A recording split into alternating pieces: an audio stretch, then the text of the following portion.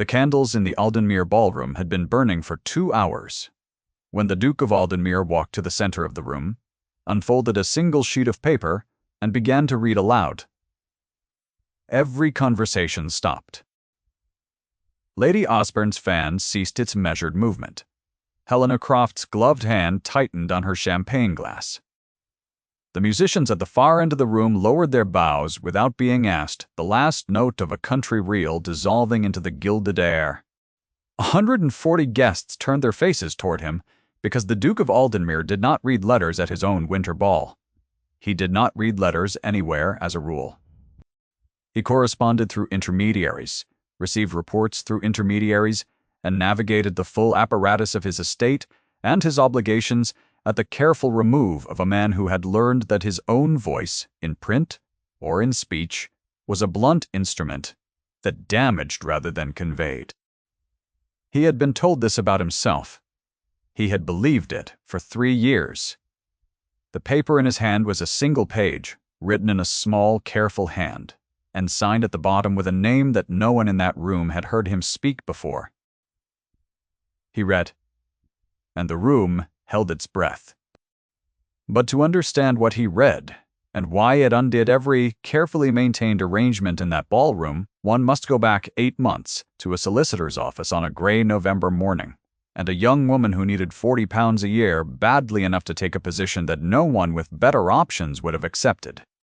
Miriam had been widowed 14 months before that November morning, at 25 years old, by a husband she had respected, if not loved, and whose debts she had not known about until the solicitor read the accounting aloud and the figures arranged themselves into a shape that meant she would have to work. Not in the genteel sense in which women of her station were sometimes said to work, managing a household or painting watercolors for a small fee, in the actual sense. Her husband's small Pimlico house had been let almost immediately to cover the most pressing creditors, and Miriam had moved herself and 2 trunks to a pair of rooms in a boarding house in Bloomsbury, where the landlady, a sensible woman named Mrs. Cope, charged fair rates and asked no unnecessary questions. She spoke 4 languages with complete fluency, having been raised partly in Brussels by a father who had worked in diplomatic correspondence, and partly in England by a mother who had drilled French and Dutch into her daughters, alongside needlework and scripture. German she had acquired on her own through a grammar and a habit of stubbornness. Flemish was close enough to Dutch that it required only patience and careful attention to the specific rhythms of its business register.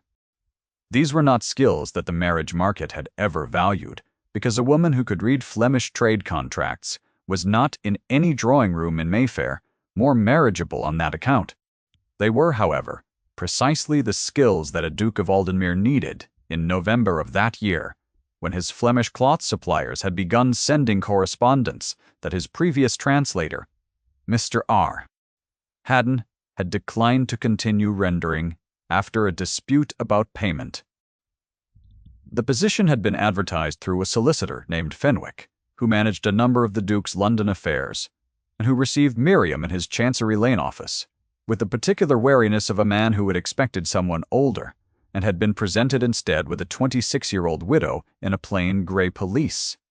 He had tested her immediately with 2 paragraphs of a Flemish invoice, and she had rendered them into English in the time it took him to reseal the original envelope.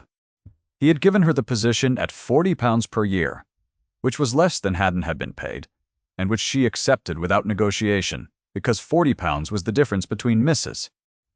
Cope's boarding house and something considerably less comfortable. The work, as described, was simple. The Duke's Flemish business contacts sent letters. Miriam translated them. She sent back translated copies to Fenwick's office, who passed them to the Duke. When the Duke wished to reply, he sent draft replies to Fenwick, who sent them to Miriam, who rendered them into Flemish. She was never to meet the Duke. She was never to correspond with him directly. She was an instrument in a chain of communication, faceless and functional, and the arrangement suited both parties adequately for approximately 3 weeks. The problem was the Duke's drafts. They were not malicious drafts. They were not even incorrect, in the narrow functional sense. They were the written expression of a man who had been told his entire adult life that he communicated like a judge passing sentence, and who had eventually stopped trying to do otherwise. His draft replies to the Flemish suppliers were accurate, final, and utterly devoid of any quality that might induce a business partner to reply with warmth, or indeed with anything beyond the bare minimum of legally necessary information. Miriam translated the first three faithfully. She translated the fourth faithfully, and then sat for a long time at the small desk in her Bloomsbury rooms, looking at the result in Flemish and understanding, with the professional instincts of a woman raised in diplomatic correspondence, that this particular letter was going to end a 14-year trading relationship if sent in its current form. She rewrote it. Not wholesale, she kept every fact, every figure, every condition the Duke had specified. She simply arranged them differently, gave them a small corridor of warmth, allowed the opening to acknowledge that the supplier's previous concern had been heard, and closed with a phrase that would be recognized in Flemish business correspondence as an expression of continued confidence rather than closing judgment. She translated the rewritten version into Flemish and sent it to Fenwick's office. She told herself she would not do it again. She did it again. 12 more times over the following 2 months, each time starting from the Duke's draft and shaping it, rather than replacing it, the way a stonemason shapes a block that already has its essential dimensions but needs one edge dressed before it will sit true. What she did not know, because the arrangement was specifically designed so that she would not know it, was that the Duke was reading the Flemish replies that came back, having them retranslated by Fenwick's office into English, and finding in those replies a warmth and a professional respect that his previous correspondence had never generated. He attributed this in the beginning to the superiority of Miriam's translation. Then, as the weeks passed, and the drafts he sent out seemed to be understood with increasing precision by their recipients, he began to wonder if he was improving. He began for the first time in years to write drafts with something approaching intention. He was writing without knowing it, for a reader he could not see. If you are finding yourself drawn into this story, pause for a moment and leave a comment below. Stories like Miriam's are the reason this channel exists, and your company here means a great deal. Now, back to November, becoming December, and to a Mayfair dinner where everything Miriam had carefully constructed began to come undone. The dinner was at Lord Harwick's house in Grosvenor Square, and Miriam had not expected to be there. She attended only because her late husband's cousin, a good-natured woman named Mrs. Aldworth, had extended a last-minute invitation on the grounds that 28 was too young for a widow to spend all of December in Bloomsbury. Miriam had worn her one presentable evening gown, deep blue silk that had been remade twice, and showed it around the hem, and she had seated herself near the less prominent end of the table with the equanimity of a woman who had stopped expecting to be placed well at dinner parties 18 months ago. Lady Osborne had been seated 4 places to her right. Miriam had not known who she was. She had known only that the woman was somewhere between 60 and 65, that she wore mourning gray silk with the specific confidence of someone who had been a formidable beauty and understood that certain kinds of authority survived the loss of that quality, and that she had a way of assessing the other women at the table in single, unhurried glances that were precise and entirely without warmth. Her daughter had been the first Duchess of Aldenmere, who had died 3 years ago at 31 of a fever that had taken her in less than a fortnight. Lady Osborne had not, as far as anyone could observe, recovered from this fact, and she managed her grief by maintaining a comprehensive and detailed interest in everything connected to her late daughter's house and her late daughter's husband. She had discovered Miriam's expanded role entirely by accident, through Fenwick, who had made the error of mentioning to a mutual acquaintance that the correspondence translation service had become considerably more nuanced in the past 2 months. Lady Osborne had the specific social machinery to find out what that meant within a week. What she said at the Grosvenor Square dinner, in a carrying voice addressed to Mrs. Prawn, Aldworth, but clearly intended for the table, was this: "I understand The Duke of Aldenmere has engaged a widow from Bloomsbury to conduct his correspondence. A translator, I am told, though the office appears to have expanded considerably beyond translation. One does wonder what a woman in reduced circumstances finds to recommend in such an arrangement. There was a small silence of the particular quality that comes when a thing has been said in front of witnesses, who are expected to draw a specific conclusion. Mrs. Aldworth, to her credit, said only that correspondence work was honest employment, and steered the conversation elsewhere. Miriam did not look up from her plate. She ate her fish with a composure that cost her rather more than it appeared to, and she told herself, walking home through the cold December street, because she had declined to share Mrs. Preet Aldworth's carriage, that the label would not hold if she simply continued to do her work competently and quietly. She was not certain she believed it, but she held it anyway, the way one holds a candle in wind, curving one's body around the small necessary flame. December became January. January brought snow, and with the snow came a communication from Fenwick's office indicating that Miriam's services were required for a new category of correspondence. The Duke's ward, a 7-year-old boy named Thomas, the orphaned son of the Duke's younger brother, had a Dutch-speaking governess who had recently written to her family in Utrecht and received replies that no one in the household could read to him. Would Miriam translate those letters for the child and arrange to deliver her translation in person? As the material was somewhat personal in nature, and Fenwick's office preferred not to pass it through regular channels. This was how she came to Aldenmere House for the first time. She had not expected it to be quite so quiet. Great houses in January had a particular quality of held breath, the staff moving with the reduced purposefulness of a household that has put away its seasonal obligations and settled into the long work of waiting for spring. A footman named Graves led her in at the side entrance, which was the appropriate entrance for a correspondence agent, and led her to a small sitting room off the library where Thomas was waiting. He was a serious child, small for 7, with a watchful quality about him that came from having had too many adults be sad. In his presence, he sat very straight in his chair.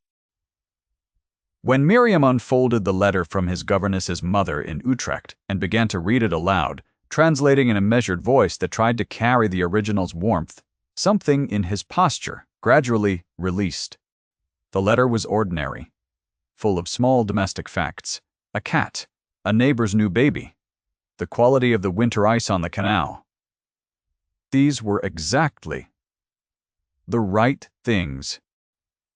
The child leaned forward over the table and said, in a small voice, that the cat's name was the same as one he had known before he came to live at Aldenmere House. Miriam asked him about the cat. She had not been told to ask him about the cat. It was not within the scope of her £40 a year. She asked him because he was 7 years old, and the loneliness in him was the kind that forms when the people responsible for comforting you are themselves too deep in grief to reach down.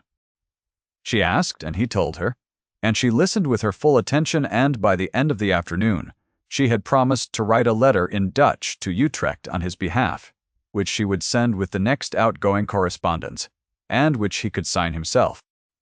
She believed herself entirely alone in this. She was not.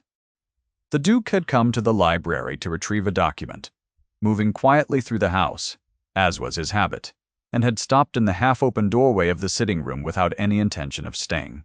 He stayed for 12 minutes. He did not make a sound. He watched Miriam read to his ward, ask about the cat, receive the child's careful answer, and make the promise about the letter. He watched the boy's shoulders drop from around his ears.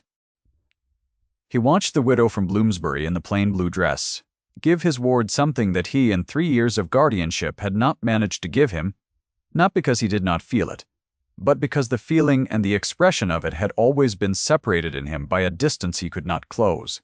His first wife had told him this. In the last year of their marriage, in one of the few conversations they had ever had, that was entirely honest. She had said that his letters to her in the early years, when he had been in London and she at the Aldenmere estate, had been as cold and correct as instructions, that she had tried to read love into them and found only arrangement. that she had eventually stopped trying. He had not known how to answer this because he had believed, at the time, that a letter was a letter, and that its correctness was its sufficiency. He had been wrong. By the time he understood he had been wrong, it was too late to write a different kind. And she was dead before the understanding could be put to use. He stood in the doorway of the sitting room for 12 minutes and then retreated without being seen. He told himself he had gone to retrieve a document. He had not found the document. He had not, in the end, looked for it. The letters continued. February brought 7 more from the Flemish suppliers and 6 more drafts from the Duke, and Miriam shaped each one with the same careful hand, working always from the original draft, keeping his structure and his intelligence visible while dressing the cold edges. The Duke's new drafts were different from his earliest ones. She noticed this without permitting herself to think too closely about what it meant. They were more open. They asked questions where before they had only issued positions.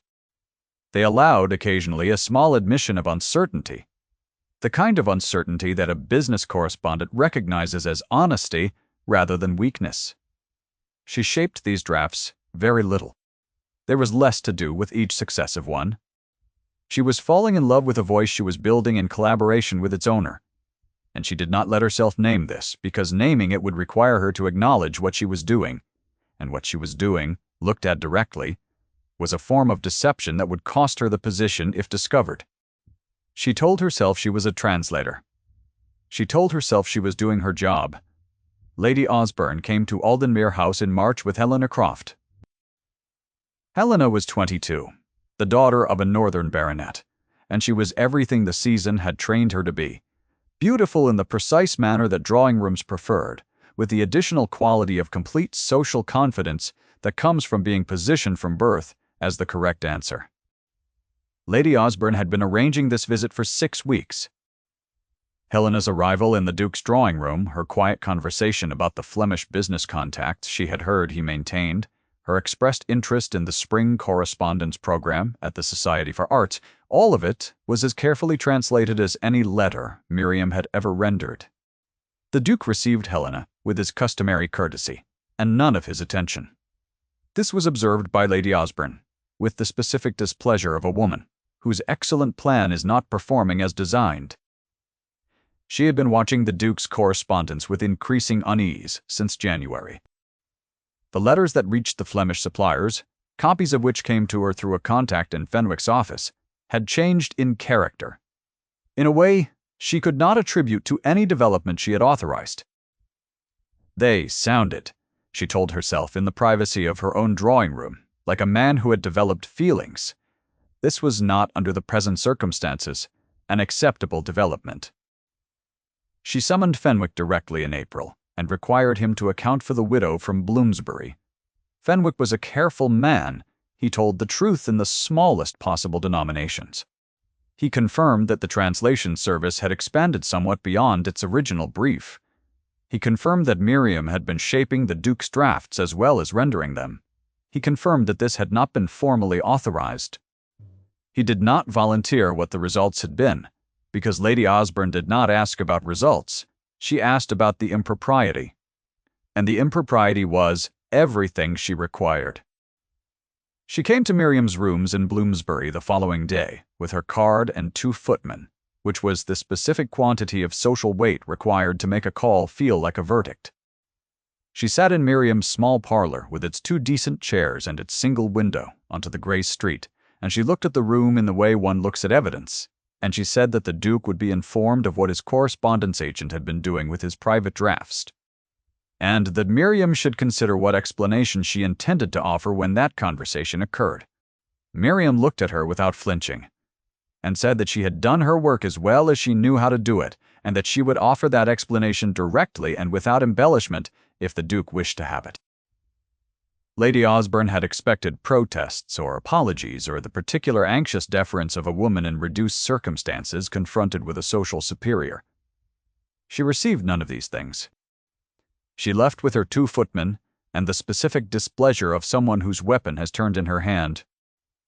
2 days later, she repeated the substance of her accusation to a gathering of 6 women in her own drawing room, over tea, in language that was not technically a charge but functioned as one. "An impostor," she said. A woman who had exceeded her brief, manipulated a grieving man's private correspondence, and insinuated herself into the household. The word impostor was the one that traveled. It always was.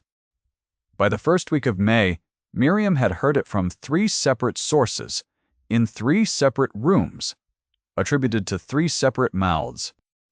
She catalogued these instances with the composed attention of a woman who is keeping an account she expects to eventually have to settle. The Duke had not yet spoken to her directly. The Duke had not yet spoken to her at all because the arrangement was specifically designed to prevent this. He was receiving her translations, reading her shaped versions of his letters, and writing drafts that had become over 8 months. The closest thing to honest expression he had managed since before his first wife's death. He did not know he was being helped. He believed himself to be improving. If there is someone in your life who deserves to know that their quiet effort has not gone unseen, today might be the day to tell them. This story will still be here. Stories like Miriam's are why this channel keeps going. And if you are watching, your presence here is not a small thing. The Winter Ball was announced in October for the first week of December. Aldenmere House in winter was a different country from Aldenmere House in January, and the preparations transformed its held-breath quiet into something requiring 30 additional staff, 6 cases of champagne, and a string quartet from the city. Lady Osborne was among the first guests confirmed. Helena Croft would attend with her mother. The guest list ran to 150. Miriam's invitation came through Fenwick's office and was addressed to her in her professional capacity, which was the only capacity in which anyone in the Duke's household had ever acknowledged her existence. She was expected to attend as a matter of form, in case any of the Flemish business contacts who had been invited required a translation of their English pleasantries. She understood this to be a pretext. She understood, reading the invitation, that Lady Osborne had arranged her attendance, specifically so that the accusation could be made in the one arena where its weight would be sufficient to close the matter permanently. She considered declining. She held the card for 2 evenings. On the 3rd evening, she put it on her desk beside the new draft. The Duke had sent through Fenwick's office a draft for a letter to a supplier in Bruges that was the most personally expressed of anything she had yet received from him. And she understood that if she did not come to a decision of her own, the decision would be made for her by someone else's timetable. She took out paper. She wrote for 3 hours. The letter was addressed to the Duke and written under her own name, which she had never used in any communication to him because the arrangement had no provision for it. She told him everything. Not in the form of an apology, because she had not been careless, and she would not claim to have been careless, when she had, in fact, been deliberate. She told him that she had taken £40 per year to translate his Flemish correspondence, and that she had exceeded this brief because his drafts were the work of a man who could think clearly and feel precisely, and had been told for so long that he communicated poorly that he had stopped trying to communicate at all, and that she had simply tried to show him what his own thinking looked like when given a small amount of room. She told him that the 31 letters he believed himself to have written in these 8 months were his, in every fact, every position, every carefully considered argument. She had not invented them. She had only dressed them. She told him that she was aware this did not make the deception smaller, and that she was not asking him to forgive it, only to know that it had been done without contempt and without calculation. She did not tell him she was in love with his voice. She told him instead that she would not attend the Winter Ball, and would not put him in the position of having Lady Osborne's accusation made publicly, when the simplest remedy was for him to dismiss her and say she had moved away. She asked nothing. She signed her name. She folded the letter and addressed it to Aldenmere House. She did not send it. She kept it on her desk for 4 days, reading it each evening and finding it honest enough that she could not improve it, and frightening enough that she could not dispatch it. On the 5th day, she sent it. She attended 2 subsequent days of her ordinary work, translating a short invoice and a business inquiry, and on the evening before the ball, she put on the blue silk dress that had been remade twice, and the one pair of white gloves that had no visible mends, and she went to Aldenmere House. She was not certain why. She told herself it was because she had not been taught to disappear from a room she had been formally invited into, and that disappearing would confirm Lady Osborne's framing more completely than appearing would. She found herself, somewhere below the reasoning, unable to stay away from the room where his voice would be. She arrived without announcement, which was appropriate to her station, and stood at the edge of the ballroom with a glass of wine she did not drink, watching the 140 guests arrange themselves in the patterns that Regency winter balls required. Helena Croft was near the fireplace with her mother, wearing ivory with seed pearls and the particular expression of a person waiting to receive what they have been promised. Lady Osborne was near the musicians, her fan at the specific height that meant she was watching something with professional attention. The Duke stood at the far end of the room beside the tall windows where the snow was just beginning to fall against the glass, and he held in his right hand a single sheet of paper. Miriam saw it.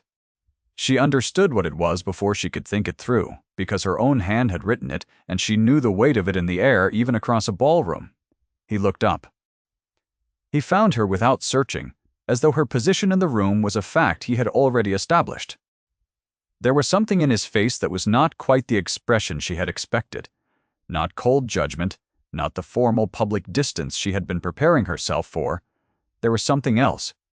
She would learn later that he had read her letter the morning it arrived, and had not put it down for a very long time. She could not have known this from across the room. She could only observe that his face, which she had seen in passing twice and never directly, was not the face of a man reading a verdict.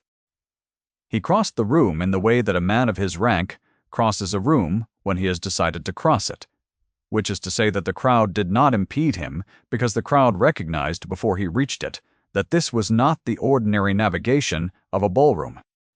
It was something more purposeful. The conversation stopped in a wave from his path outward, so that by the time he reached the center of the room, there were 140 people watching him with the held attention of guests who understand they are no longer at a party. He stopped in the center of the room.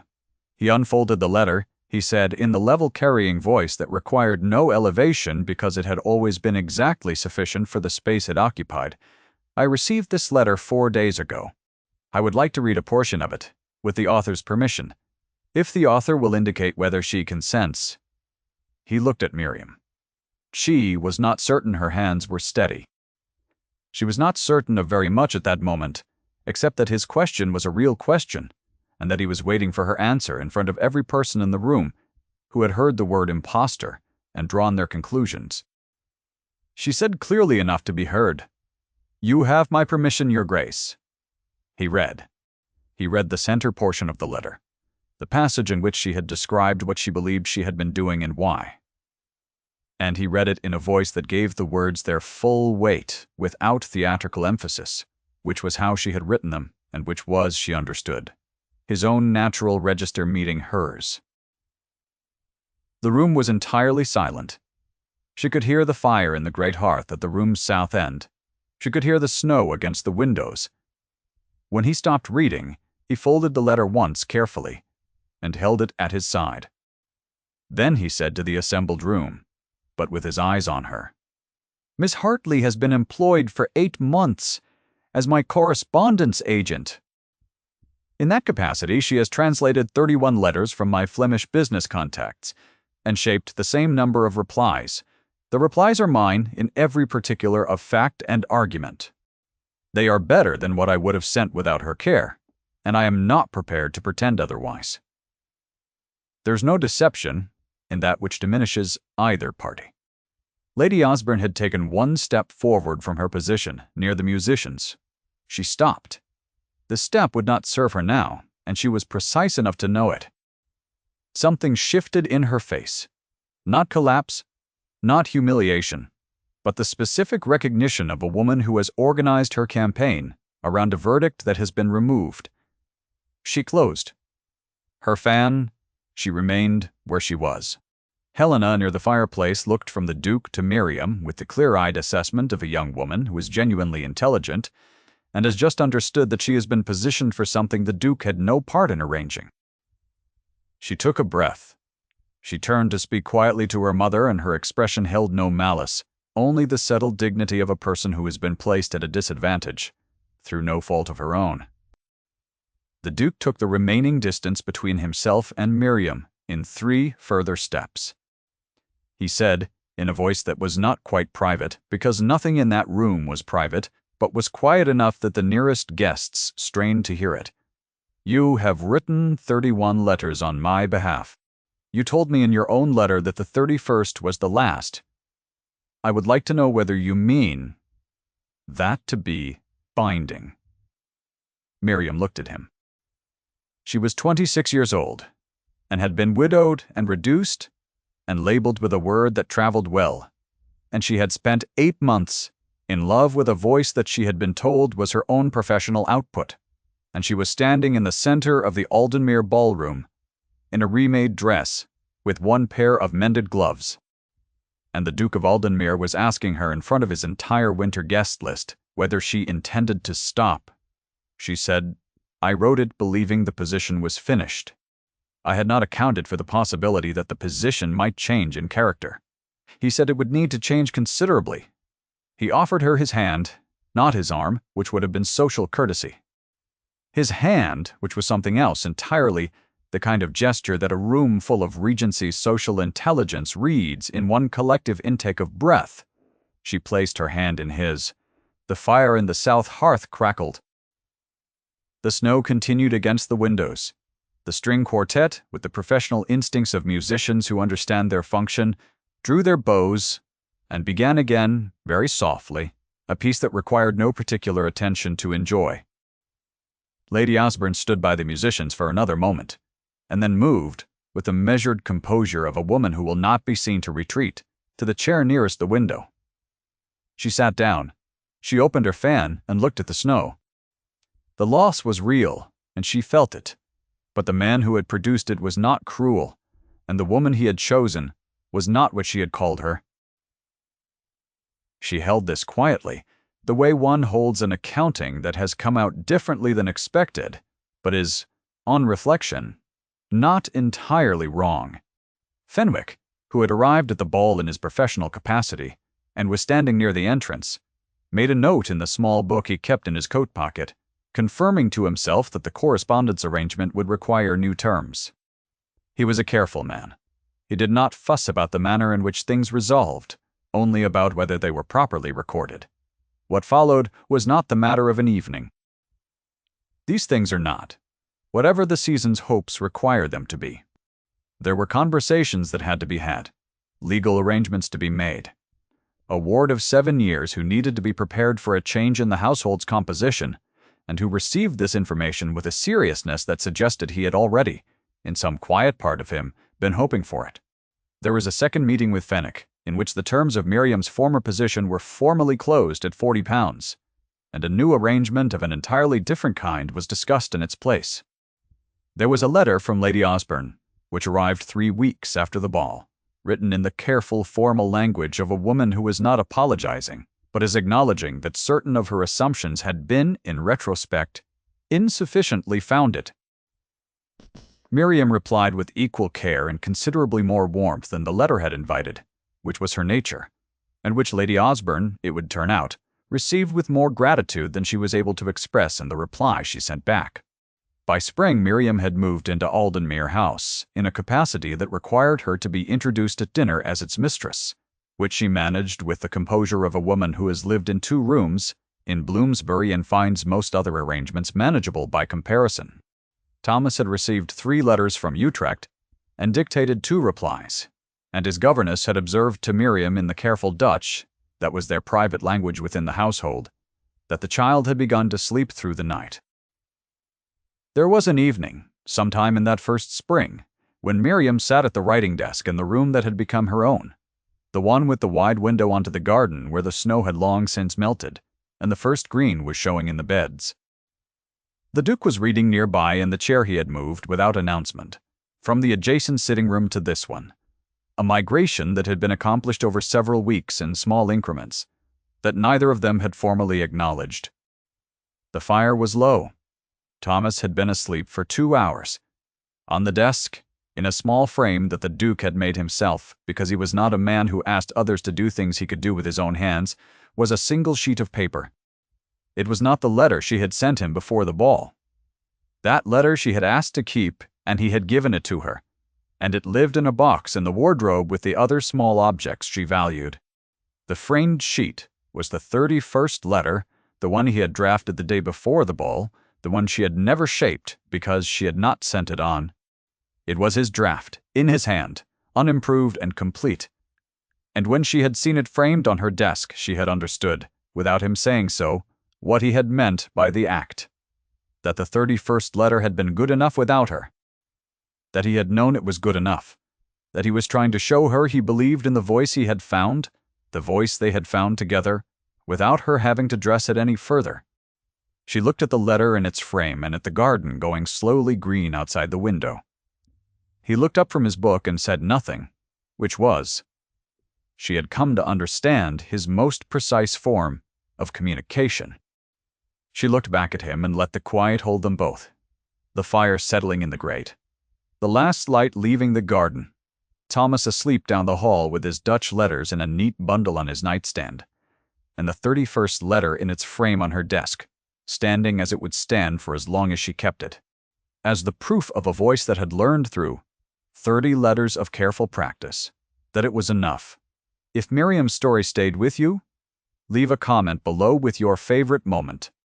Stories about being seen after being overlooked are what this channel is built for, and knowing which parts of this one moved you means more than you might think. Say,